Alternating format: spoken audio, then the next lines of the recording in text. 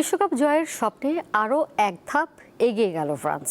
এই জয়ে ফরাসি জুড়ে চলছে উৎসব।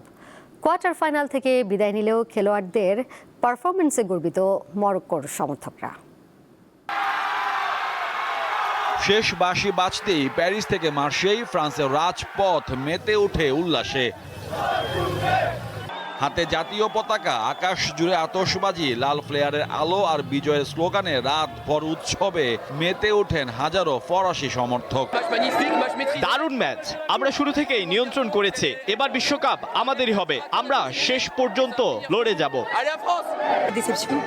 প্রথমার্ধটা বেশ চাপের ছিল। এমবাপ্পে গোল করার পর থেকেই আত্মবিশ্বাস ফিরে পায়, আর দ্বিতীয় গোলটি ছিল অবিশ্বাস্য।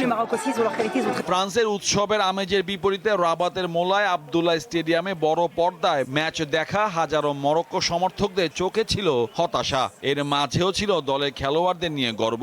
বিশ্বকাপে একের পর এক শক্তিশালী দলকে হারিয়ে কোয়ার্টার ফাইনাল পর্যন্ত পৌঁছে নিজেদের প্রমাণ করেছে অ্যাটলাস লায়ন্স। তাদের বিদায়টা কষ্টের হলেও খেলোয়াড়দের পারফরম্যান্সের প্রশংসাই করছেন সমর্থকরা। আমরা আরো শক্তিশালী পারফরমেন্স আশা করেছিলাম, তবুও এই দল নিয়ে আমরা গর্বিত। পুরো টুর্নামেন্ট জুড়ে অসাধারণ লড়েছেন খেলোয়াড়রা।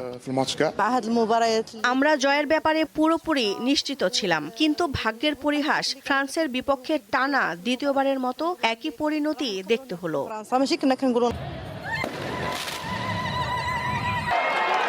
একদিকে সেমিফাইনালে উঠে টানা তৃতীয় বিশ্বকাপ ফাইনাল খেলার স্বপ্ন দেখছে ফ্রান্স, অন্যদিকে স্বপ্ন ভঙ্গের বেদনা নিয়েও মাথা উঁচু করে বিশ্বকাপকে বিদায় জানালো মরক্কো। মোহাম্মদ হাসিব, দীপ্ত স্পোর্টস। আন্তর্জাতিক মান, সেরা ফায়ার রেজিস্ট্যান্স, বিআরবি কেবলস।